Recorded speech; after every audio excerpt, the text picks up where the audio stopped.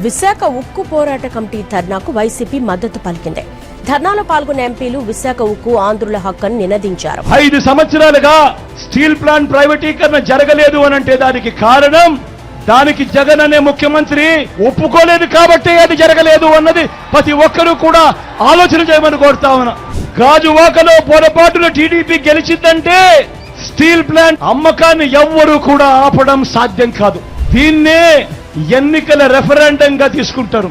Steel plant అమ్మకానికి ప్రజలందరూ మద్దతు తెలిపారు కాబట్టి తెలుగుదేశం పార్టీ అభ్యర్థి ఎన్డీఏ అభ్యర్థి గెలిచాడు అని చెప్పి చెప్పుకుంటారు. జగన్ ఆపడానికి ఎంత ప్రయత్నం చేసినా కూడా వాళ్ళ నోట్లో నుంచి వచ్చే ఒక బాట, వాళ్ళంతా స్టీల్ ప్లాంట్ అమ్మకానికి వాళ్ళంతా కూడా గ్రీన్ సిగ్నల్ ఇచ్చినట్టే కదయ్యా, నీకెందుకయ్యా బాధ అని చెప్పి వాళ్ళు జగన్ ను కూడా అంటారు అన్న మాట ప్రతి ఒక్కరూ కూడా గుర్తుపెట్టుకోమని కోరుతా ఉన్నా.